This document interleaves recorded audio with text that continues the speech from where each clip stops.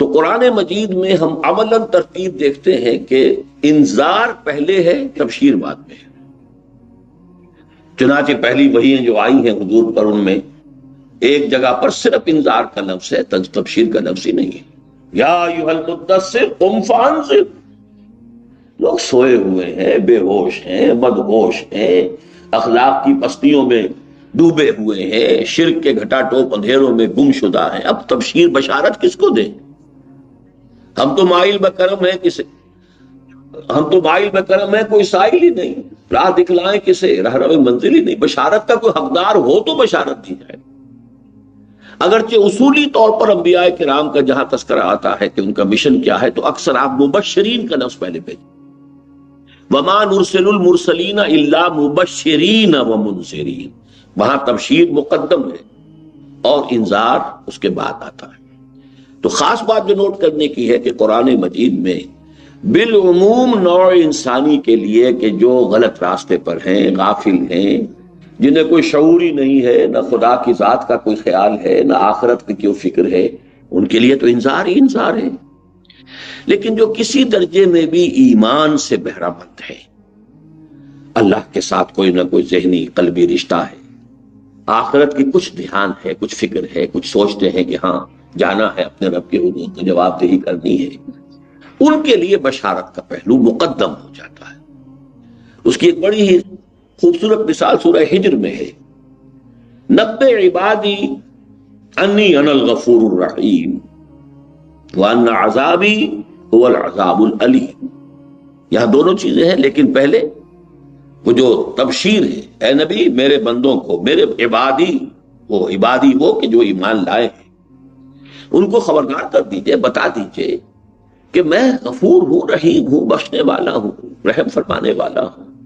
لیکن ساتھ ہی وہ جو انذار ہے، وَأَنَّ عَذَابِي هُوَ الْعَذَابُ الْعَلِيمُ، لیکن ساتھ ہی یہ ذہن میں رہے کہ میرا عذاب بھی پھر بہت دردناک عذاب ہے۔ یہ دونوں چیزیں ایک وقت سامنے رہنی چاہیے۔ اسی کے حوالے سے اس مرتبہ ایک روز جب میں تراویح میں یہ پڑھ رہا تھا، سن رہا تھا، سمجھیے عزیزم عاقب سعید کی زبانی، تو مجھے خیال آیا تھا ان آیات کا کہ میں آج آپ کے سامنے ہدیۃً یہ آیات جو ہیں قرآن مجید کی پیش کروں، جو میں نے ابھی آپ کو تلاوت کر کے سنائی ہے۔ قل لعبادی، اے نبی میرے بندوں سے کہہ دیجئے۔ ادھر نوٹ کیجئے گا، مجھے آج اصل میں تو ایک ہی بات آپ کو سمجھانی ہے، بس بلے شاہ والی بات کہ اکو الف تیرے درکار، وہ الف جو ہے وہ سمجھ میں آ جائے تو باقی سارے مسئلے خود بخود کہ آٹومیٹک جو ہے اس کی ایک سلسلہ ہوگا کہ چلتا جائے، اور وہی ہماری سمجھ میں نہیں آ رہا۔ اکثر و بیشتر اچھے جذبات رکھنے والے دیندار نیک لوگ اس مسئلے کو نہیں سمجھ پا رہے۔ وہ مسئلہ آج میں سمجھانے کی کوشش کروں گا، لہذا آیات کی تفصیل میں نہیں جاؤں گا، یہ تو صرف یہ کہ ترجمہ ہوگا اس کا، اور اس کے حوالے سے ذرا چند اہم نکات جو ہیں ان کو ذہن نشین کرنا ہے اس کی تمہید کے طور پر۔ قل یا عبادی الذین اسرفوا علی انفسہم، اے نبی کہہ دیجئے میرے وہ بندو جنہوں نے اپنے اوپر ظلم اٹھائے، زیادتی کی، گناہ میں ملوث رہے، معصیت میں ملوث رہے، حرام خوری میں ملوث رہے، غفلت کی زندگی گزاری ہے، طرح طرح سے اللہ کے احکام کو توڑا ہے، یہ زندگی جو گزاری ہے تو اپنے اوپر ظلم کیا ہے، کسی کا کیا بگاڑا ہے؟ اصل تو تم نے اپنی عاقبت پر بات کی ہے، سارا بوجھ تو تم اپنے اوپر لے رہے ہو۔ لیکن یہ کہ اگر کچھ ایمان ہے کچھ، تو پھر یہ کہ قل یا عبادی الذین آمنوا، قل یا عبادی الذین اسرفوا علی انفسہم، یہاں جو تبشیر کا انداز ہے میرے نزدیک شاید قرآن مجید میں سب سے گاڑھا مقام یہی، لا تقنطوا من رحمت اللہ ان اللہ یغفر الذنوب جمیعا،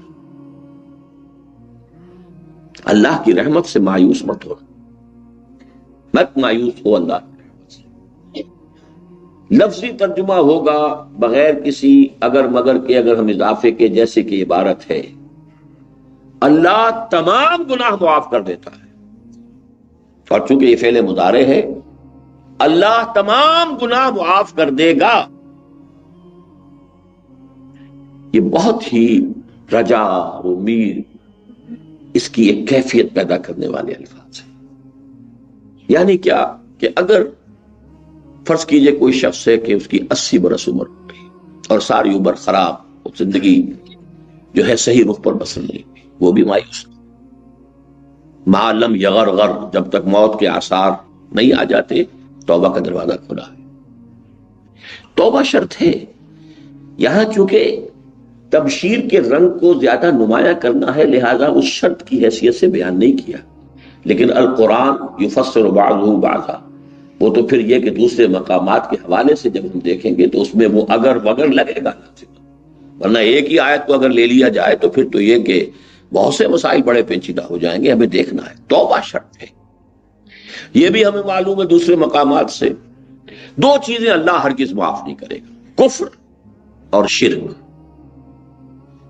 اگر اسی کیفیت میں زندگی گزر گئی ہے تو وہ معاف، لیکن یہاں دیکھیے ان اللہ یغفر الذنوب جمیعا، یہاں کوئی اگر مگر نہیں ہے۔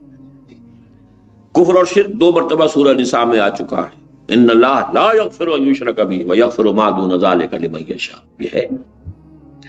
البتہ یہ کہ باقی چیزیں جو ہیں گناہ کے درجے میں، کہ کفر سے انسان بچ گیا، شرک سے بچ گیا، اب یہ کہ کوتاہیاں ہیں، غلطیاں ہیں، غفلت میں کوئی غلط حرکت سرزد ہو گئی ہے، کہیں پاؤں پھسل گیا ہے، یہ باتیں جو ہیں ان کو 2 درجوں میں رکھیے۔ ایک تو جن کو ہم کہتے ہیں کہ صغائر ہیں، چھوٹے گناہ، وہ چھوٹے گناہ خود بخود دھلتے رہتے ہیں۔ یہ جو حدیثیں ہم پڑھتے ہیں کہ جب انسان وضو کرتا ہے تو ہاتھ دھوتا ہے تو ہاتھ سے جو گناہ ہوئے ہیں وہ جڑ جاتے ہیں، دھل جاتے ہیں، آنکھ میں پانی ڈالتے ہیں تو آنکھ کا گناہ جو ہے وہ دھویا جاتا ہے، یہ ہے صحیح ہے۔ اور بھی آدمی جب نماز کے لیے مسجد کی طرف چلتا ہے تو ہر قدم پر اس کے گناہ معاف ہوتے ہیں، لیکن یہ گناہ کون سے؟ صغائر، چھوٹے گناہ، جن میں انسان غیر شعوری طور پر کچھ حرکتیں کر بیٹھتا ہے، یا چھوٹی چھوٹی چیزیں ہیں کہ جن میں وہ حدود کو پھلانگ جاتا ہے۔ یہ جو صغائر ہیں یہ خود بخود بھی دھلتے رہتے ہیں، نماز پڑھی ہے، روزہ رکھا ہے۔ اور یہ بھی سمجھ لیجئے کہ یہ جو ہے حدیث من قام لیلۃ القدر ایمانا واحتسابا غفر له ما تقدم من ذنبہ، یہ اس میں بھی کبائر شامل نہیں ہے۔ یہ ساری جو بھی فضیلتیں ہیں وہ صغائر کے لیے، اگر آپ توبہ نہیں کرتے کبیرہ گناہ معاف نہیں ہوگا، اگرچہ اللہ کا اختیار ہے چاہے تو معاف کر دیں۔ ڈکلیئر اس نے یہی کیا ہے کہ کفر اور شرک جو ہے اس کو میں معاف نہیں، باقی یہ کہ اس کی امید دلائی ہے۔ یہ امید بھی رجا کے لیے ہے کہ مایوسی نہ ہو، کمر ہمت ٹوٹ نہ جائے۔ آدمی کی اگر ہمت ٹوٹ جائے تو پھر اس کے اندر وہ جذبہ نہیں رہتا کہ وہ اصلاح کر سکے۔ عادتیں پختہ ہو چکی ہیں، سال ہا سال بیت چکے ہیں، پوری زندگی گزاری ہے ایک نسق پر، ایک ڈھنگ پر، اب وہ اس کی طبیعت ثانیہ بن گئی ہے، اس کو چھوڑنا کوئی آسان کام نہیں ہے۔ نہیں، یہاں فرمایا نہیں، اللہ معاف کرے گا، تم بسم اللہ کرو، تم رخ درست کر لو۔ چنانچہ اب آگے دیکھیے کیا آیا، انہ هو الغفور الرحیم، یقیناً وہ غفور الرحیم ہے، وانیبوا الی ربکم واسلموا لہ۔ یہاں بھی کیونکہ تبشیر کے رنگ کو نمایاں کرنا، اسے شرط کے طور پہ نہیں لائے۔ پہلی آیت جو ہے غیر مشروط ہے، قل یا عبادی الذین اسرفوا علی انفسہم لا تقنطوا من رحمت اللہ ان اللہ یغفر الذنوب جمیعا۔ لیکن اس کا نتیجہ کیا نکلنا چاہیے؟ اگر اللہ کی یہ غفاری، اللہ کی یہ رحمت اور اس کی رحیمیت اور رحمانیت تمہارے سامنے آئی ہے تو اب اس کا نتیجہ کیا نکلنا چاہیے؟ اور ڈھیٹ ہو جاؤ، کیے جاؤ گناہ، یہ نتیجہ نکلا نہیں۔ پرواہ کیا ہے، جب سبھی معاف کر دے گا تو پھر ضرورت کیا ہے کچھ کرنے کی، پھر کاہے کو بچنا ہے؟ یہ نتیجہ نہیں، نتیجہ یہ نکلنا چاہیے اس تبشیر کا، وَأَنِيبُوا إِلَىٰ رَبِّكُمْ، اپنے رب کی طرف توجہ کر لو، رخ سیدھا۔ دیکھیے تابا یتوبو، آبا یعوبو، یہ آتے ہیں پلٹنے کے لیے، کسی غلطی کی طرف، کسی غلط رخ پر تھے، سیدھے کر، سیدھے ہو جانا۔ انابت میں وہ پہلو بھی نہیں ہے، انابت مطلقاً جو کسی کی طرف رخ کرنے کے لیے، جیسے کہ حضرت ابراہیم علیہ السلام کے الفاظ سورہ انعام میں آئے ہیں، انی وجہت وجہی للذی فطر السماوات والارض حنیفا وما انا من المشرکین۔ گویا کہ اٹس نیور ٹو لیٹ، جب تک یغرغر نہیں ہو رہا، جب تک کہ وہ نزع کی کیفیت طاری نہیں ہوئی ہے، جب تک زندگی کی امید ہے، توبہ کا دروازہ کھلا ہے، لیکن رخ سیدھا کرنا لازم۔ وَأَنِيبُوا إِلَىٰ رَبِّكُمْ وَأَسْلِمُوا لَهُ، اور اس کی اطاعت اور فرما برداری اختیار کر لو. آج 80 برس گزر گئے، ہم سب صاف کر دیں گے، کوئی پرواہ نہیں، لیکن اب تو اپنا رخ سیدھا کرو اور اللہ کی اطاعت اور فرما برداری اختیار کرو. من قبل ان یاتیکم العذاب ثم لا تنصرون، اس سے پہلے کہ عذاب آدم کے، اور پھر تمہاری کسی طرف سے کوئی مدد نہیں ہو سکے گی، پھر کوئی چھٹکارا نہیں. اب دیکھیے، اب انذار کا رنگ، یہاں جو پہلے تبشیر کا رنگ ہے وہ بہت ہی نمایاں ہو کر آیا ہے، اب وہ انذار کا رنگ آگے بڑھتا جائے گا، اس کے اندر جو ہے وہ گہرائی پیدا ہوگی. من قبل ان یاتیکم العذاب ثم لا تنصرون واتبعوا احسن ما انزل الیکم من ربکم، اور پیروی کرو سب سے عمدہ شے کی اس میں سے کہ جو تمہارے رب کی طرف سے تم پر نازل کیا گیا. اس کا ایک ترجمہ یوں کیا جاتا ہے کہ قرآن تو احسن الحدیث ہے، اسی صورت میں الفاظ آئے ہیں، یہ خود احسن ہے، مکمل احسن ہے، لیکن نہیں، یہ بات صحیح نہیں. قرآن بھی جو آپ کو بتاتا ہے اس میں درجات ہیں. جیسے حدیث ہے، اس حدیث میں 3 درجے معین کیے گئے. من رآ منکم منکرا فلیغیرہ بیدہ، تم میں سے جو کوئی کسی بدی کو، منکر کو، غلط کام کو دیکھے اس پر لازم ہے کہ اپنے ہاتھ سے روکے، یہ سب سے اونچا رتبہ ہے. وَإِن لَّمْ يَسْتَطِعْ فَبِلِسَانِهِ، اگر اس کی استطاعت نہ رکھتا ہو تو زبان سے تو روکے، کہے تو صحیح کہ خدا کے بندے یہ کام غلط ہے، چھوڑ دو، مت کرو.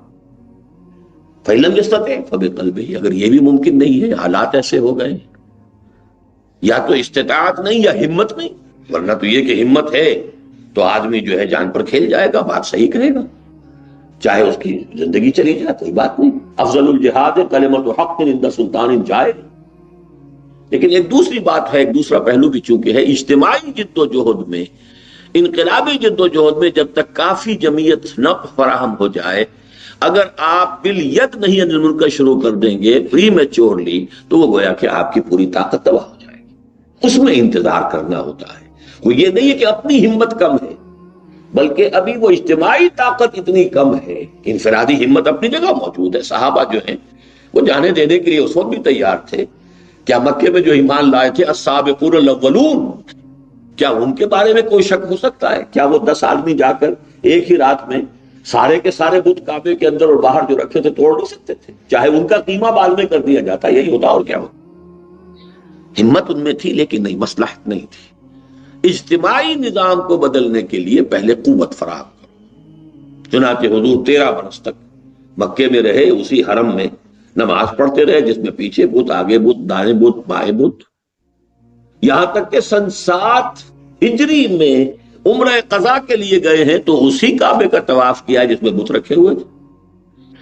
البتہ جب وہ طاقت فراہم کی ہے، اس 18-19 برس میں جو طاقت حاصل کی ہے، اس طاقت کے ساتھ جب گئے ہیں اور فاتح کی حیثیت سے مکے میں داخل ہوئے تو پہلا کام یہ کیا کہ ایک ایک بت کو گرایا اور پاش پاش کر دیا. تو یہ ایک علیحدہ موضوع ہے، لیکن درجات تو ہو گئے.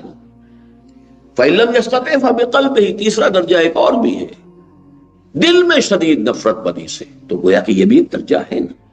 وَلَيْسَ وَرَاءَ ذَلِكَ مِنَ الْإِيمَانِ حَبَّةُ خَرْدَلٍ، اس کے بعد تو ایمان رائے کے دانے کے برابر بھی نہیں. اسی طرح 3 مراتب جو ہے حدیث جبرائیل، جسے ام السنہ کہا گیا ہے، اور اس ام السنہ کے بارے میں خاص طور پر حضور نے فرمایا کہ جبرائیل تھے جو تمہیں تمہارا دین سکھانے آئے تھے، اذ لم تسألوا، جبکہ تم نے اس کے بارے میں سوال نہیں کیا. اور یہ ہے واقعہ ہو رہا ہے حضور کی حیات دنیاوی کے آخری دور میں. تو وہ کون سا دین سکھانے آئے تھے حضرت جبرائیل؟ وہ دین یہ تھا کہ اس دین میں 3 لیولز ہیں. ایک مجرد اسلام بھی ہے، ایک اسلام سے اوپر ایمان ہے، ایمان سے اوپر احسان ہے، تو درجے ہیں. تو یہاں فرمایا وَاتَّبِعُوا أَحْسَنَ مَا أُنزِلَ إِلَيْكُم مِّن رَّبِّكُم، ہمت کرو، کمتر پر کیوں راضی ہو کر بیٹھ جاؤ؟ دنیا میں تمہاری جد و جہد ہے کہ ہے جستجو کے خوب سے ہے خوب تر کہاں، زیادہ سے زیادہ بڑا مکان بنائیں، زیادہ سے زیادہ نئے ماڈل کی کار لا کے گھر پر کھڑا کریں، یہ کریں وہ کریں، یہ سب کچھ دوڑ لگا رہے ہو، تو دین میں کیوں کانے ہو کر بیٹھ جاتے؟ وَاتَّبِعُوا أَحْسَنَ مَا أُنزِلَ إِلَيْكُم مِّن رَّبِّكُم مِّن قَبْلِ أَن يَأْتِيَكُمُ الْعَذَابُ بَغْتَةً وَأَنتُمْ لَا تَشْعُرُونَ، اس سے پہلے کہ عذاب تم پر اچانک ٹوٹ پڑے اور تمہیں اس کا کوئی اندازہ ہی نہ ہو، شعور ہی نہ ہو کہ آ رہا ہے، وہ بغیر وارننگ دیے آتا ہے۔ اب تین یہاں آ رہے ہیں کہ اب جو حضرات بھی یہاں بیٹھے ہیں ذرا وہ سوچیں ہم ان تین میں سے کس کیٹیگری میں فال کر رہے ہیں۔ خدا نہ خواستہ اگر کر رہے ہوں تو اس وقت جاگنے کی ضرورت ہے۔ پہلی کیٹیگری یہ ہے غافلین کی، ان تقول نفس یا حسرۃ علی ما فرطت فی جنب اللہ وان کنت لمن الساخرین، مبادا کہ کوئی کہے اس دن جب کہ وہ عذاب سامنے آ جائے گا، چاہے وہ قیامت کا دن ہو، چاہے وہ پھر جہنم سامنے آ گئی ہو، چاہے موت سر پر آ گئی ہو، جو بھی شکل ہے، مبادا تم میں سے کوئی یہ کہے ہائے افسوس، ہائے حسرت، میں نے جو کوتاہی کی اللہ کی جناب، علی ما فرطت فی جنب اللہ۔ اور اس سے بھی زیادہ نفسیاتی بات ہے، بڑی پیاری بات، آپ کو اس کے نقشے نظر آ جائیں گے۔ اگر آپ میں خود وہ جھلک نہ ہو تو آپ آس پاس دیکھ لیں گے کہ ایسی شخصیتیں ہوتی ہیں جو سنجیدگی کو بالائے طاق رکھ کر اپنے اوپر ایک ایسی کیفیت طاری کر لیتے، ہنسی کھیل مذاق اسی میں، تاکہ یہ کہ کوئی سنجیدہ بات جو ہے اس کو سوچنے کی ضرورت پیش نہ آئے۔ وَإِن كُنتُ لَمِنَ السَّاخِرِينَ، میں تو مذاق کرنے والوں ہی میں رہا، میں نے سنجیدگی سے غور ہی نہیں کیا، میں نے توجہ ہی نہیں کی، میں نے سوچا ہی نہیں۔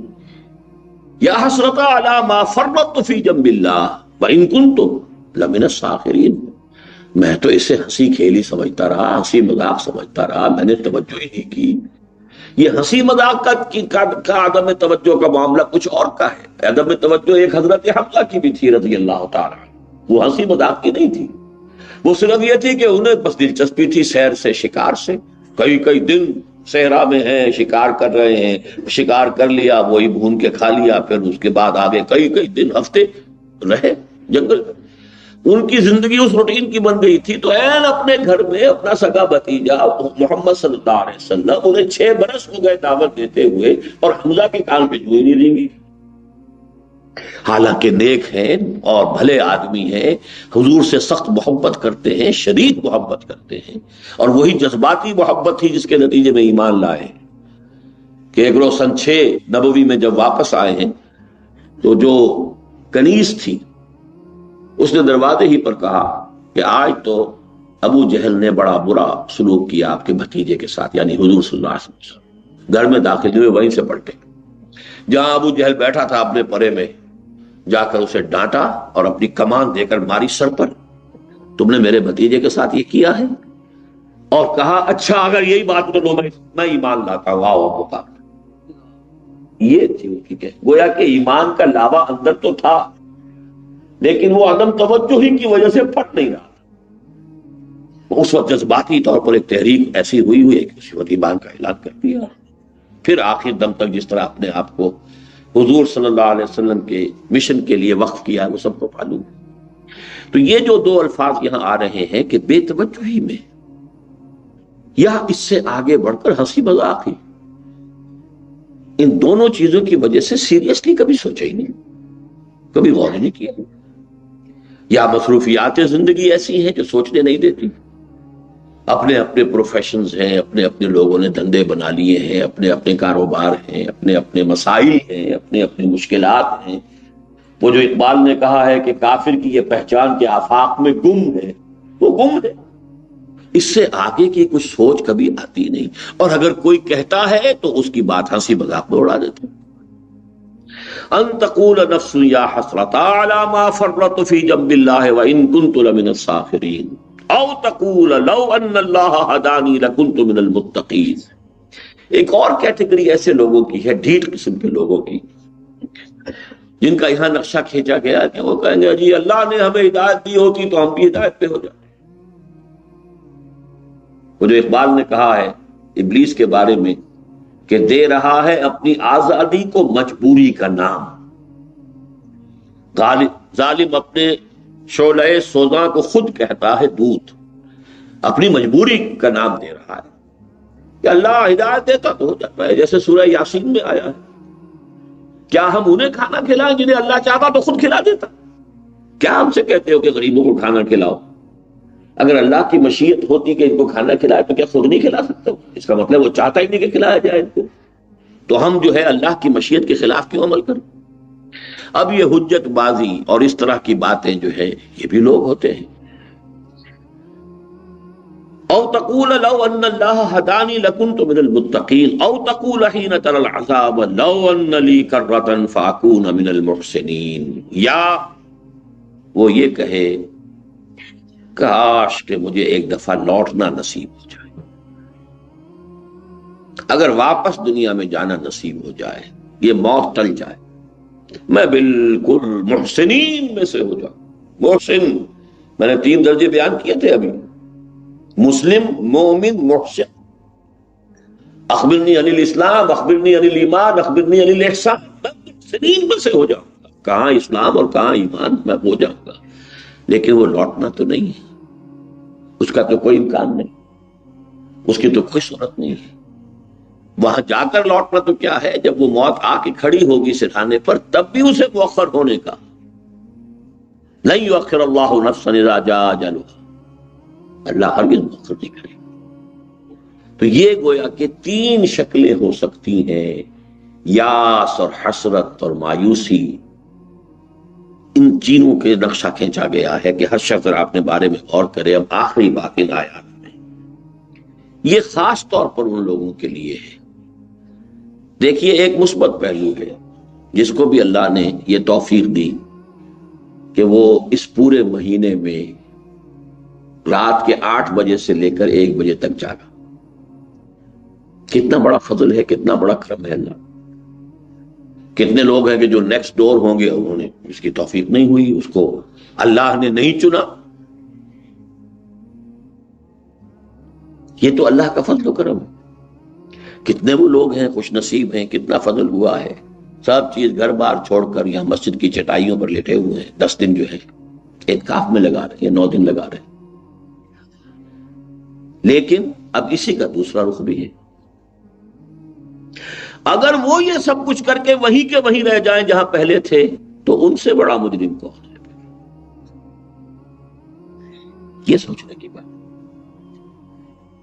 یہ میں اس آیت کے آخری آیت کے حوالے سے بات کر رہا ہوں. بلا قد جات کا آیاتی، کیوں نہیں تمہارے پاس میری آیات پہنچ گئی تھی. فکذبت بها واستکبرت، تو نے اس کی تکذیب کی. تکذیب 2 طرح کی ہوتی ہے، تکذیب قولی، جو شخص کہتا ہے قرآن اللہ کا کلام ہی نہیں ہے، بس بات ختم ہو گئی، تکذیب قولی ہو گئی. ایک تکذیب عملی ہے، ماننا اسے کہ اللہ کا کلام ہے پھر اس کے حکم پر عمل نہ کرنا.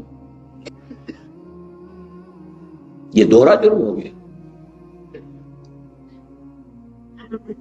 تکذیب قولی جنہوں نے کی ہے، تکذیب جو کر دی ہے کہ ہم مانتے ہی نہیں، اس کے بہت سے اسباب ہو سکتے ہیں. اس کے اسباب تو جائیں گے، اس کے والدین نے تربیت کیسی کی، اس کے ماحول نے کیسی تربیت کی، اس کو تعلیم کیسے ملی، بہت سے اسباب ہو سکتے ہیں. اور اللہ تعالیٰ نے جو محاسبہ کرنا ہے آخرت میں ان سارے فیکٹرز کو سامنے رکھے گا. انفرادی محاسبہ اسی لیے کلہم آتی ہے یوم القیامت فردا، اور اللہ کا کوئی بہت ہی جوائنٹ کمپیوٹر ہے جو تمام چیزوں کا 1 سیکنڈ میں حساب نکال کے دکھا دے گا کہ اس کو یہ کچھ دیا گیا تھا، یہ مواقع ملے تھے، یہ اس نے کیا ہے. تو جو گیون تھا اس کے پس منظر میں اسس کیا جائے گا کہ اس نے کیا کیا. لیکن جو مانے کہ اللہ کا کلام ہے، جو مہینے بھر تک رات کو 8 بجے سے لے کر 1 بجے تک جاگے اللہ کا کلام سمجھنے کے لیے، اسے یقین ہے نا یہ اللہ کا کلام ہے، ورنہ کیوں جاگے؟ نیند کسے پیاری نہیں؟ کس قدر تم پہ گراں صبح کی بیداری ہے، ہم سے کب پیار ہے، ہاں نیند تمہیں پیاری ہے. نیند تو سب کو پیاری ہے، جاگ رہے ہیں. اور پھر اگر وہی رہ گئے تو یہ گویا کہ سب سے زیادہ کٹھن ہے. اس لیے میں نے کہا تھا وہ جو بھی تبشیر تھی ایک آیت کے اندر وہ بھی بڑی مطلق، بڑی واضح، لیکن یہ کہ اس کے بعد جو انذار کا رنگ گہرے سے گہرا ہونا شروع ہوا ہے بلا قد جاءتک آیاتی فکذبت بہا واستکبرت وکنت من الکافرین، تم نے ہماری آیات کی تکذیب کی، استکبار کیا، اور تم یقیناً ناشکروں میں سے تھے۔ یہاں لفظ کافر ایک تو ہے جس نے انکار کر دیا، ایک وہ ہے کہ جو مان تو لیا لیکن عمل نہیں کیا تو ناشکر ثابت ہوا۔ اب اس میں جو پوائنٹ ہے جو میں چاہتا ہوں کہ آپ سمجھ لیں وہ یہ ہے کہ اس پوری بشارت کے لیے جو چیز ہمارے لیے اس آیت میں واضح کی گئی ہے، اگر اس بشارت کا مستحق بننا ہے، قل یا عبادی الذین اسرفوا علی انفسہم لا تقنطوا من رحمت اللہ ان اللہ یغفر الذنوب جميعا، تو دو شرطیں لازم ہیں، وانیبوا الی ربکم واسلموا لہ، رخ اپنا سیدھا کر لو اللہ کی طرف اور ہمتن اس کے سامنے اپنے آپ کو جھکا دو۔ ادخلوا فی السلم کافہ، داخل ہو جاؤ اسلام میں پورے کے پورے۔ یہ سورہ مبارکہ اس اعتبار سے بہت اہم ہے۔ آج میں نے سوچا تھا کہ ہماری ایک کتاب ہے توحید عملی، کہ ایک ہے توحید جو کہ عقیدے کی توحید، اللہ کو ایک ماننا، کوئی اس کے ساتھ ساتھی نہیں ہے، صفات میں کوئی برابر کا نہیں ہے، یہ توحید ہے عقیدے کی۔ ایک توحید عملی ہے، اطاعت کل کی کل اللہ کی، مخلصین لہ الدین۔ چنانچہ اس سورہ مبارکہ میں دیکھیے گا، آپ نظر آپ کو نوٹ کرا، شروع ہی ہوتی ہے تنزیل الکتاب من اللہ العزیز الحکیم انا انزلنا الیک الکتاب فی الحق فاعبد اللہ مخلصا لہ الدین، اللہ کی بندگی اور پرستش کرو، اطاعت کو اس کے لیے خالص کرتے، الا للہ الدین الخالص، ہوشیار ہو جاؤ، اللہ کو مقبول صرف خالص اطاعت ہے۔ یہ ملی جلی اطاعت، کچھ اطاعت اللہ کی، کچھ اپنے نفس کی، کچھ معاشرے کی، جس نے کہ آج کے دور میں آ کر پھر ایک مکمل نظام کی حیثیت اختیار کی ہے، جس کی طرف ہمارا ملک اب بگ ٹوٹ جا رہا ہے۔ ابھی تک ایک سسپنس تھا اس ملک کے اندر، تقریباً نصف صدی ہماری سسپنس میں گزری ہے، نہ کلیئر کٹ سیکولرزم کی طرف ہم گئے، کچھ مذہبی جماعتوں کا ایسا دور تھا کہ ادھر جانے نہیں دے رہی تھی، چاہے سلوگن تھا، چاہے نعرہ تھا، کچھ بھی تھا، لیکن تھام کے رکھا ہوا، نہ ہم سیکولرزم کی طرف گئے نہ صحیح دین کی طرف گئے، ایک سٹیسس کی سی کیفیت تھی۔ یہ میں نے کئی سال پہلے کہہ دیا تھا کہ اب حالات تبدیل ہو رہے ہیں، وہ سٹیسس اب ختم ہو رہا ہے، اب یہاں دینی عناصر کی حیثیت اور ان کا اثر و رسوخ کم سے کم ہوتا چلا جائے گا، اور معاشرہ تیزی کے ساتھ اب سیکولرزم جائے گا۔ کیوں جائے گا، کیوں جا رہا ہے، اس کے اسباب پر گفتگو کرنے کا یہ موقع نہیں ہے اس وقت۔ میں صرف ایک بات سمجھانے کے لیے کہہ رہا ہوں، ایک تو ہے انفرادی طور پر کہ میں کچھ چیزوں میں اللہ کا حکم مانوں گا، کچھ میں کسی اور چیز کے لیے کیا کروں، مجبوری ہے، یہ تو بہت ضروری ہے، سود تو لینا ہی پڑتا ہے، فلاں ہے یا دینا پڑتا ہے، اس کے بغیر تو مکان نہیں بنتا، اس کے بغیر کاروبار وغیرہ۔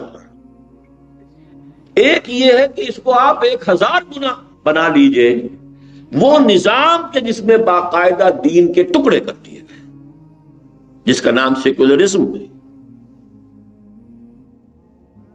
اللہ، رسول، قرآن، کتاب، شریعت رکھو مسجدوں کے اندر، نماز، روزہ، حج، زکوٰۃ اس کے مطابق کر لو، زیادہ سے زیادہ شادی بیاہ اس کے مطابق کر لو، مولوی سے نکاح پڑھوا لو اور اپنی میت کو تدفین و تکفین کر لو، باقی پوری زندگی اجتماعی، نتھنگ ڈوئنگ، نہ اللہ سے کوئی تعلق، نہ رسول سے، نہ کتاب سے، قرآن سے، نہ شریعت سے۔ اس کا نام ہے سیکولرزم۔ زندگی کے دو علیحدہ گوشے، اطاعت کو پھاڑ کر رکھ دیا گیا، جس کو کہا گیا قرآن مجید میں 2 جگہ پر، دین، اطاعت۔ دین جب بنتے ہی وحدت، پوری زندگی میں ایک ہی کی اطاعت ہوتی، لیکن جب مختلف اطاعتیں ہو گئی تو ایک حصے میں اطاعت اللہ کی ہو رہی ہے، اس کے رسول کی ہو رہی ہے، رسول کی اطاعت بھی اللہ کی اطاعت ہے، اور دوسرے حصے میں نہ اللہ سے کوئی سروکار، نہ رسول سے کوئی سروکار، نہ قرآن سے کوئی سروکار، نہ کسی شریعت سے کوئی سروکار، اپنی مرضی سے ہم قانون بنائیں گے، اپنی مرضی سے نظام چلائیں گے، اپنی مرضی سے سودی کاروبار جو ہوگا کریں گے. ہمیں پسند ہوگا تو ہم زنا پر پابندی لگا دیں گے، ہمیں پسند ہوگا تو ہم زنا کے لائسنس دیں گے، ہمیں پسند ہوگا تو ہم اگر زنا بالرضا ہے اسے جرم قرار نہیں دیں گے سوائے اس کے کہ کسی پر زبردستی کی گئی ہو. ہمیں پسند ہوگا تو ہم ہومو سیکشولیٹی کو جائز قرار دیں گے، دو مردوں کی شادی کے لیے قانون بنا دیں گے. ہمیں اصل مسئلہ ہمارا ہے، اللہ کا کچھ نہیں، رسول کا کچھ نہیں، قرآن کا کچھ نہیں، شریعت کا کچھ نہیں. یہ ہے سب سے بڑا جرم. اس لیے اس صورت میں کیا ہے؟ فَاعْبُدِ اللَّهَ مُخْلِصًا لَهُ الدِّينَ، اس کے لیے اپنی اطاعت اور دین کو خالص کرتے. الا للہ الدین الخالص، ہوشیار ہو جاؤ، اللہ کو قبول ہے صرف خالص اطاعت جو اسی کی. آگے چلیے اسی سورہ مبارکہ میں قل انی امرت ان اعبد اللہ مخلصا لہ الدین وامرت لان اکون اول المسلمین قل انی اخاف ان عصیت ربی عذاب یوم عظیم قل اللہ اعبد مخلصا لہ دینی. کتنی مرتبہ یہ بات یہاں واضح کی گئی، اس کے لیے اپنی اطاعت کو خالص کرتے. ورنہ یہ بندگی، یہ نماز، یہ روزہ اور زندگی کے کسی اور گوشے میں اللہ کے حکم کو پسے پش ڈالتے. ایک ہے وقتی سے کسی تعصب سے کوئی غلطی ہوگی، اسے باقاعدہ کو مستقل اپنے نظام، اپنے پروگرام میں مستقل طور پر اختیار نہیں کیا، وہ اور بات ہے، وہ گناہ ہے. فوراً توبہ کرو، اللہ قبول کرے گا. انما التوبۃ علی اللہ للذین یعملون السوء بجہالۃ ثم یتوبون من قریب، اللہ کے ذمے ہے اپنے ایسے بندوں کی توبہ قبول کرنا. غلطی ہو گئی، جذبات میں بہہ گئے، ماحول کے اثرات میں بہہ گئے، کچھ ہو گیا، کوئی غلط کام کر بیٹھے، توبہ کرو، رجوع کرو، پلٹو، عہد دوبارہ کر لو، اللہ آئندہ نہیں کروں گا، ندامت کے ساتھ معافی چاہو، معاف کر دے گا. لیکن مستقل نظام یہ ہو، ان فیلڈز میں تو اللہ کی کوئی بات ہے ہی نہیں. اس فیلڈ میں ہم اس میں نہیں چلیں گے، اس میں تو ہم خود سوورن ہے، خود ہم مالک ہے، خود ہم حاکم ہے، جو چاہیں گے قانون بنائیں. یہ ہے دین کو پھاڑ دینا. الذین فرقوا دینہم، فرق یفرق تفریقا، پھاڑنا کسی چیز کو. یہاں اطاعت پھاڑ دی گئی دو حصوں میں. لست منہم فی شیء، اے نبی آپ کا ان سے کوئی سروکار نہیں. ولا تکونوا من المشرکین من الذین فرقوا دینہم وکانوا شیعا، اے مسلمانوں ان مشرکین میں سے نہ بنو جنہوں نے اپنے دین کے ٹکڑے، ایک حصہ دین کا مذہب کے نام سے جاؤ بھائی کرو جو چاہو کرنا ہے، لیکن جو political socio economic system, nothing doing, مذہب کا اس سے کوئی سروکار نہیں، سیاست علیحدہ، معیشت علیحدہ. اب عملی طور پر یہ بات سمجھیے کہ کریں کیا. اس سچویشن میں میں بھی ہوں، آپ بھی ہیں، ہم سب مشرک ہیں، ہم سب کافر ہیں. من لم يحكم بما انزل الله فاولئك هم الكافرون ومن لم يحكم بما انزل الله فاولئك هم الظالمون ومن لم يحكم بما انزل الله فاولئك هم الفاسقون. ہم سب مشرک ہیں، فاسق ہیں، کافر ہیں اجتماعی طور پر، بحیثیت قوم، بحیثیت ریاست. ہم کافر ہیں، مشرک ہیں، فاسق، باغی ہیں. انڈیویجول کیا کرے؟ یہ ہے عملی سوال جو میں آج سمجھانا چاہتا ہوں. دیکھیے انڈیویجولی کسی بھی شخص کو دو صورتوں سے سابقہ پیش آ سکتا ہے. ایک اس وقت ہمارے لیے صرف نظری طور پر بیان کروں گا، عملاً تو ممکن ہی نہیں ہے، ہی نہیں کہیں. لیکن یہ کہ تعرف الاشیاء باضدادها، ضد جو ہے ایک دوسرے کی وہ آمنے سامنے آ جائے تو بات آسانی سے سمجھ میں آئے. وہ کیا ہے کہ فرض کیجئے کہ اس وقت خلافت راشدہ کا نظام قائم ہوتا پاکستان میں، کسی اور میں، ہم وہاں رہ رہے ہوتے. نظام اللہ کا ہے، دین اور سیاست کے ٹکڑے تو نہیں، کوئی دین و دولت میں جس دم جدائی، وہ بات تو نہیں ہے نا. یہ کیفیت ایسی ہے کہ اس میں اگر آپ رہ رہے ہیں تو آپ اچھا کھائیں، اچھا پہنیں، کمائیں، فن کی خدمت کریں، علم کی خدمت کریں، کوئی کام بھی کریں، آپ کو آزادی۔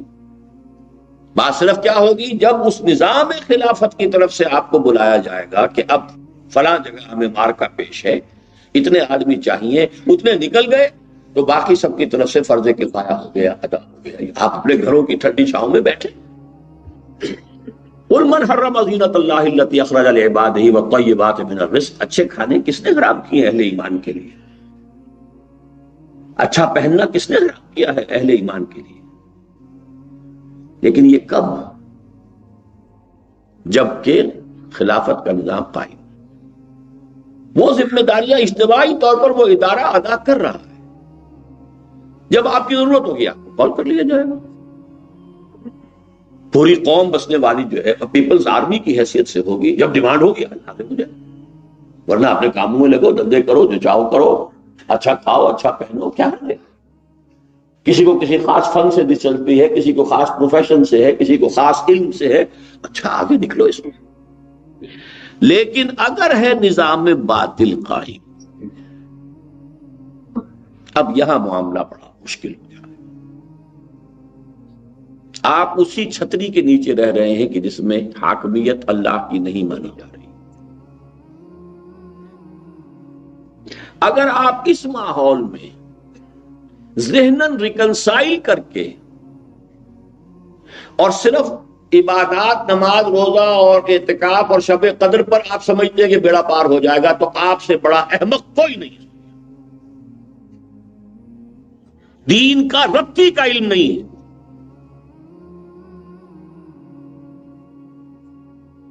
ریکنسائل کر لیا، یہی پاؤں پھیلا رہے ہیں، پروفیشن ہے، دلچسپی ہے، علم کی دلچسپی ہے، ادب سے دلچسپی ہے، فلاں سے دلچسپی ہے، جبکہ باطل کا ڈنکا بج رہا ہے، طاغوت حکمران ہے، اللہ کا دین پامال ہے۔ عملی شکل کیا ہے؟ اب دو حصوں میں زندگی کو تقسیم کر لیجئے۔ جس اعتبار سے تو دین پر عمل کرنا ممکن ہے، ممکن کہہ رہا، آسان نہیں کہہ رہا، ممکن ہے، چاہے مشکل ہو، چاہے فاقہ آ جائے۔ تو فاقہ کیا کفار کو آتا تھا؟ صحابہ کو نہیں آیا تھا۔ وَلَنَبْلُوَنَّكُمْ بِشَيْءٍ مِّنَ الْخَوْفِ وَالْجُوعِ وَنَقْصٍ مِّنَ الْأَمْوَالِ وَالْأَنفُسِ وَالثَّمَرَاتِ، یہ آیت کس کے بارے میں آئی تھی؟ ابو جہل اور ابو لہب کے بارے میں آئی تھی یا صحابہ کرام کے بارے میں آئی تھی؟ جو کام آپ کر سکتے ہیں، چاہے فاقہ آ جائے، چاہے تکلیف آ جائے، کوئی قانونی آپ کے اوپر ایسا جبر نہیں ہے اس معاشرے کا، وہ لازماً آپ سے اس کے خلاف کروائے۔ اگر اس میں بھی آپ نے ٹھوکر کھا دی تو پھر تو گئے ضل ضلالا بعیدا، اب تو کوئی مسئلہ ہے ہی نہیں۔ موربن، جس کو ہم کہتے ہیں میڈیکل اصطلاح میں، گویا کہ کوئی امید۔ لیکن جو انسان کر سکتا ہو وہ کر لے، لیکن باقی جو سب کچھ ہے اس کا وہ حصہ ہے، پارٹ اینڈ پارسل ہے، اسی معاشرے کا ایک فرد ہے، اسی میں رہ رہا ہے، اسی کی سڑکوں پہ چل رہا ہے، اسی کی اسٹریٹ لائٹ سے فائدے اٹھا رہا ہے، سب کچھ ہے۔ اس میں اگر معصیت کا وہ ملوث ہو رہا ہے تو کیا؟ اس کا کفارہ ہے جو اللہ نے کیا ہے۔ اس حالت میں کم سے کم منیمم پر فرائض کی حد تک عبادات اور فرض کی حد تک معاش، میں دونوں کو جمع کر رہا ہوں، عبادت بھی فرض، معاش بھی جتنی کے ناگزیر ہے زندگی گزارنے کے لیے، اور زندگی اور جسم کو، جان کے تعلق کو برقرار رکھنے کے لیے اس میں جو وقت لگے، اس میں جو صلاحیت صرف ہو وہ کرو۔ نفلی کھانے نہ کھاؤ، یعنی خام خواہ جو ہے زیادہ کھانا اور اعلیٰ کھانا، نہیں، جو زندگی کے لیے منیمم جو انیویٹیبل ہے۔ اب جو وقت بچے، جو صلاحیت بچے، جو قوت بچے، جو وسائل بچے، لگا دو اللہ کے دین کو غالب کرنے کی جد و جہد میں، تو کفارہ ہو جائے گا۔ جو سود انہیل کر رہے ہو اس کا کفارہ ہو جائے گا۔ جو اس ماحول میں رہنے کے گناہ کے اندر ملوث ہو رہے ہو اس کا کفارہ ہو جائے گا۔ ہمہ تن ہمہ وقت، کم سے کم پر گزارا کریں۔ اس حالت میں اور سائنس کی خدمت ہو رہی ہو۔ ہمارے ایک ساتھی ہیں، تنظیم میں بھی شامل ہوئے، ریٹائر بھی ہو گئے ہیں، نیوکلیر فزکس کے اندر ہیں، اور یہاں آ کے انہوں نے لیکچر بھی 3 دن دیے ہیں امریکہ میں نے ان سے کہا یہ آپ جو کچھ کر رہے ہیں یہاں کس کو فائدہ دے رہا ہے؟ فلاں پرابلم آ گیا ایئر فورس کی طرف سے کہ فلاں پرابلم ہے، اس کو اب لگے ہوئے ہیں، ریسرچ ہو رہی ہے، ان کے مسئلے کو حل کر کے دے رہے ہیں۔ یہ ساری ایئر فورس جو ہے کس کے خلاف استعمال ہوگی؟ بات مان لی انہوں نے، کیا صحیح ہے۔ انہیں پتا بھی نہیں چلتا کہ ہم جو چیز بنا رہے ہیں اس کے کیا نتائج نکلیں گے، وہ تو اتنی ڈپارٹمنٹ معاملہ ہو گیا ہے، اسپیشلائزیشن ہو گئی ہے، انہیں پتا نہیں ہے کہ کون سے خوفناک ہتھیار میں جا کر یہ پرزہ لگے گا اور کون سا مسئلہ حل ہوگا، اور یہ پھر کہاں استعمال۔ کتنے ہی مسلمان سائنسدانوں کی کوششیں اور محنتیں جو شامل ہوں گی ان چیزوں کی ایجاد میں کہ جنہوں نے آ کے برکس نکالا ہے۔ عراق کا پیٹریوٹک میزائل جس کا پتہ ہی نہیں تھا عراق کو، وہ اپنے اسکٹ میزائل کو سمجھا بیٹھا تھا بہت بڑا، اسے پتہ ہی نہیں تھا کہ پیٹریوٹک جو ہے وہ اس کی ایجاد ہو چکی ہے۔ بہرحال یہ جان لیجئے اس کے سوا قرآن مجید سے، حدیث نبوی سے، سیرت نبوی سے جو کچھ مجھے معلوم ہوا ہے کوئی راستہ نہیں، نو اسکیپ۔ اپنے جسم و جان اور قوت و صلاحیت کا منیمم ناگزیر وہ اس کے لیے، اور باقی سب کچھ انقلاب برپا کرنے کے لیے، اللہ کی سوورنٹی کو نافذ کرنے کے لیے، اللہ کے دین کو غالب کرنے کے لیے، اقامت دین کے لیے، اعلاء کلمت اللہ کے لیے۔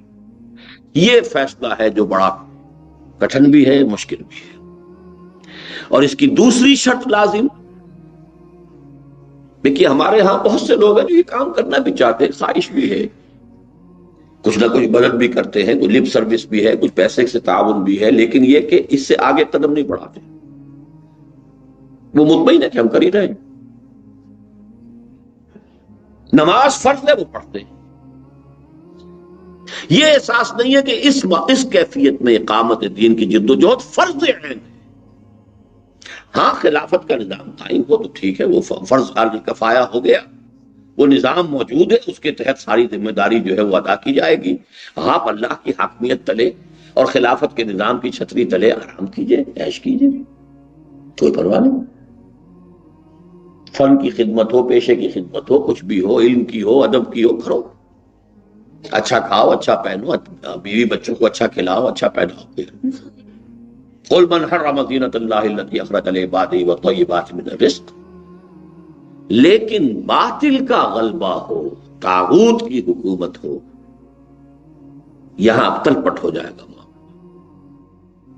اب کم سے کم پر گزارا کرو، قوت لا یموت، فارغ کرو اپنا وقت، اپنی صلاحیت، اپنی قوت، ریکنسائل قطر نہ کرو اس نظام کے ساتھ اپنے ذہن، اس میں پھلنے پھولنے اور پھیلنے کی اگر کوشش ہے تو اس کا مطلب یہ کہ آپ نے اس کو قبول کیا، پھر تو آپ انہی کے حکم میں ہیں، چاہے نمازیں کتنی پڑھ رہے ہیں، عمرے کتنی کر رہے ہیں، وہ سب انہی کے حکم میں ہیں۔ ان عبادات کی کوئی حیثیت اللہ کے ہاں نہیں۔ ہاں رخ سیدھا کر لیا کہ اب میری زندگی کا اصل مقصد، میری زندگی کا مقصد تیرے دین کی سرفرازی، میں اسی لیے مسلمان، میں اسی لیے نمازی، اب صحیح جگہ پر آ گیا۔ وَاسْتَعِینُوا بِالصَّبْرِ وَالصَّلَاةِ، نماز اور صبر سے مدد حاصل۔ کس چیز کے لیے مدد حاصل کرو؟ وہ اس سے پہلے آیا، یہ 19واں رکوع ہے سورہ بقرہ کا، 18ویں میں آیا ہے وَكَذَلِكَ جَعَلْنَاكُمْ أُمَّةً وَسَطًا لِتَكُونُوا شُهَدَاءَ عَلَى النَّاسِ وَيَكُونَ الرَّسُولُ عَلَيْكُمْ شَهِيدًا۔ جس طرح رسول نے گواہی دی ہے دین حق کی، وہ اپنے ذہن میں 23 برس کا نقشہ محمد رسول اللہ والذین معہ کا لے آئیے، کیسے گواہی دی؟ ایسے ہی تم پوری دنیا پر گواہی دو، اور اس کے لیے ظاہر بات ہے کہ دنیا میں کہیں ایک جگہ پر اللہ کا دین کامل شکل میں قائم ہوگا تو گواہی دیں گے نا کہ آؤ دیکھو یہ ہے اللہ کا دین، اور کہیں بھی نہیں ہے تو پوری امت مسلمہ مجرم ہے، پوری ایک سائزیبل ملک میں بھی اسلام کا مکمل نظام قائم کر کے دکھا دیا جائے تو یہ فرض کفایہ ہو جائے گا مسلم امت کی طرف سے، دعوت دی جا سکے. Humanity at large to be invited, come and see with your own eyes. جیسے بھی بلایا تھا کہ دیکھ لو بھائی ہم نے الیکشن شفاف کرانی ہے، آؤ بھائی دنیا والوں دیکھو یہ ہے نظام، یہ ہے رحمت للعالمین محمد الرسول اللہ صلی اللہ علیہ وسلم. تو پہلی کانٹے کی بات تو یہ ہے کہ یہ سمجھیے کہ دین کے غلبے، دین کی مغلوبیت کی کیفیت میں اقامت دین کی جد و جہد فرض عین کے درجے میں ہے. اور نمبر دو، جیسے نماز کے لیے شرط لازم ہے وضو، ایسے ہی کوئی جماعت جس کے نظم کے تحت آپ آ جائے تاکہ کہ پلاننگ ہو سکے، ہمارے پاس کتنی قوت کار ہے، کتنے لوگ ہیں، ہم کیا کریں، کس طرح آگے بڑھیں. وہ لپ سروس سے یا پیسے کی مدد سے اس کو ہم کاؤنٹ نہیں کر سکتے. اگرچہ اس سے فائدہ ہوتا ہے، کام بنتے ہیں، لیکن نہیں، اصل شے تو مین پاور وہ ہے جو ڈسپلن میں آ گئی ہے، سب اطاعت. اب وہ جماعت کون سی ہو اس پر میں کوئی بحث نہیں کر رہا. میں جو چاہتا ہوں کہ آج آپ یہ دو باتیں حرز جان بنا کر اٹھیں یہاں سے. دین کی مغلوبیت کی کیفیت میں اقامت دین کی جد و جہد فرض عین ہے، اور انسان اپنے اپنے نفس، اپنے اہل و عیال کے لیے اپنی توانائی، اپنے وقت، اپنی قوت، اپنی صلاحیت کا منیمم انیویٹیبل اس پہ سکیڑ کر باقی تمام وقت، صلاحیت، قوت وہ اقامت دین کی جد و جہد پہ صرف کرے. نہیں کرے گا مجرم ہوگا. اور اس کے لیے شرط لازم ہے کہ کسی جماعت کے ساتھ، جو جماعت ہو، لوز سا معاملہ نہ ہو، امبوہ نہ ہو، ہجوم نہ ہو. عید آزادہ شکوہ ملک و دین، عید محکومہ ہجوم مومنین. ہجوم مومنین نہیں، جماعت، ڈسپلن، سموتاعت، جو حکم ملے اس پر عمل کیا جا رہا. اگر یہ نہیں ہے تو اقامت دین کی جد و جہد نہیں ہے، اور اگر یہ نہیں ہے دین کی مغلوبیت کی کیفیت میں تو یہ نماز، روزہ. مجھے افسوس ہے، میں ہو سکتا ہے کہ کچھ لوگوں کے کچھ جذبات کو مجروح بھی کر رہا ہوں، لیکن میں نے اپنی عمر کا 65واں برس اب مکمل کر رہا ہوں، اپریل میں ہو جائے گا. بہرحال جو کچھ آج تک سمجھا ہے میں اس کو آپ کے سامنے بیان نہ کروں، واضح نہ کر دوں تو یہ میں خیانت سمجھتا ہوں. ثواب اتنے گن گن کر جو بتا دیے گئے ہیں ہماری قوم کو، ایک دفعہ اگر گمراہ کر لو تو سارے ثواب ہو گیا، سب پاک ہو گیا. اسی نے تو قوم کو سنا دیا ہے، فرائض کی طرف تو ہے ہی نہیں معاملہ. اس کے لیے جماعت کون سی ہو اس کے بارے میں اب میں آپ سے عرض کر دوں گا کہ جویندہ یا بندہ اپنی جگہ فیصلہ کر کے تلاش کرو گے تو ملے گی. اس کے لیے کہ اللہ تعالیٰ کا وعدہ ہے یہ، لیکن اس کے لیے کیفیت یہ ہو جائے کہ جیسے انسان بھوکا ہے تو کھانے کے لیے اگر وہ پکار رہا ہے اللہ میں بھوکا ہوں میرے لیے کوئی بندوبست کر، کم سے کم وہی کیفیت ہو جائے کہ اللہ میں چاہتا ہوں کسی جماعت میں شریک ہو کر اپنے فرض سے عہدہ برا ہوں، مجھے بتا کسی جماعت.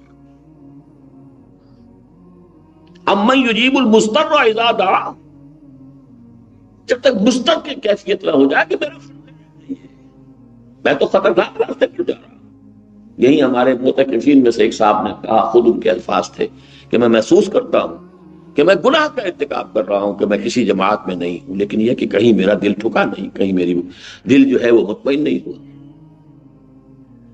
اس میں بھی ہو سکتا ہے کہ نفس جو ہے آدمی کو آسائش اور آسانی کے لیے دھوکہ دے رہا ہو. اس کی عملی شکل کیا ہے؟ آج آپ کو جو بھی بہترین جماعت نظر آئے، کوئی تو ہوگی، آخر کچھ تو ہوگا، نبی والی جماعت تو نہیں ملے گی، لیکن اپنی اسیسمنٹ میں دیکھیے جو جماعت ہو اور اقامت دین اس کے سامنے ہدف کی حیثیت سے، اس کے طریقہ کار کو، اس کے نظام کو بھی دیکھیے، ان کے افراد کو بھی دیکھیے. جو آج کی تاریخ میں صحیح معلوم ہوتی ہے جوائن کر لیجیے. Don't miss even one night. لا اسلام الا بالجماعہ. کوئی اسلام نہیں جماعت. ہاں آنکھیں کھلی رکھیں، ذہن کو کام کرنے دیں، اگر اس سے کوئی بہتر ملے ٹھیک ہے۔ دنیا میں ہے جستجو کہ خوب سے ہے خوب تر کہاں، بہتر قافلہ ملتا ہے تو اس کو چھوڑیے ادھر چلے جائیے۔ نبی تو کوئی نہیں نا کہ نبی کے ہاتھ میں ہاتھ دے کر اگر کہیں واپس اس سے لے لیا تو گویا کہ کفر ہو گیا، نہیں۔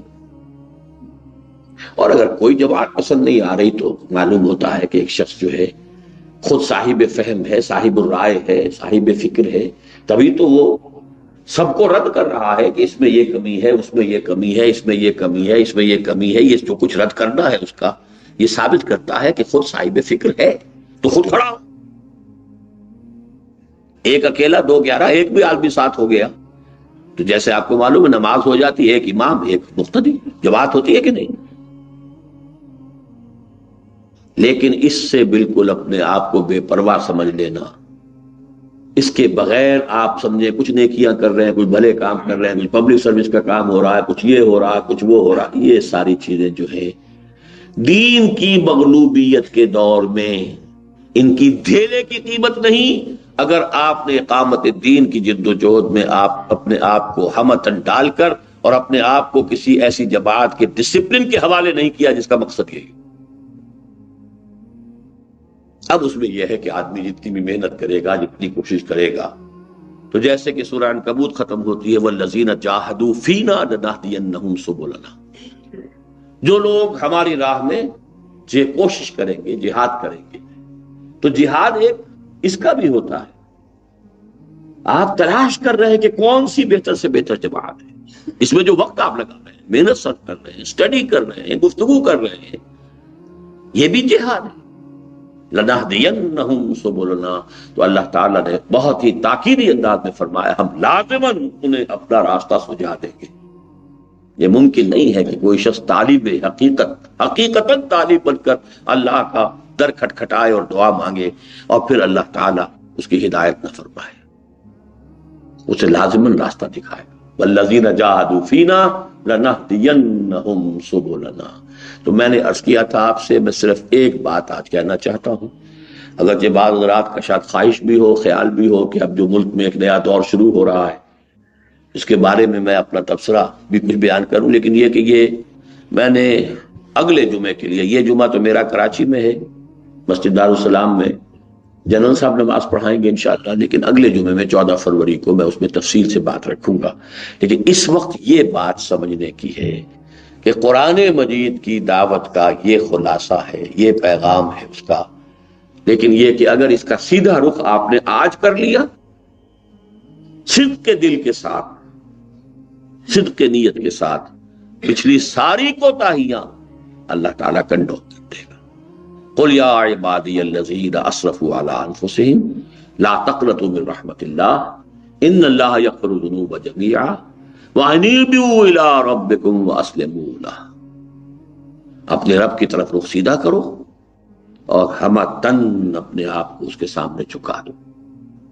جو آج کر سکتے ہو، سود کا معاملہ چھوڑ دو گے، ڈائریکٹ انڈائریکٹلی تو نہ میں چھوڑ سکتا ہوں نہ آپ چھوڑ سکتے، ہم سب کے سب ملوث ہیں۔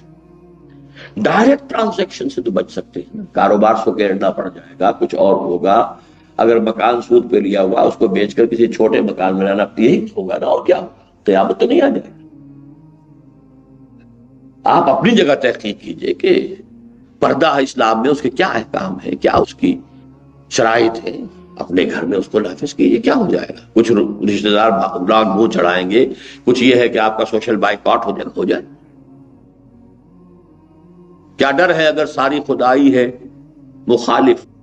کافی ہے اگر ایک خدا میرے لیے ہے، اگر اللہ تمہارے لیے، کان اللہ لہو من کان للہ کان اللہ لہو، جو اللہ کا ہو جاتا اللہ اس کا ہو جاتا، اور جس کا اللہ ہو جائے اس کے لیے لا خوف علیہم ولا هم یحزنون ولا ان اولیاء اللہ لا خوف علیہم ولا هم یحزنون، کہیں خوف نہیں۔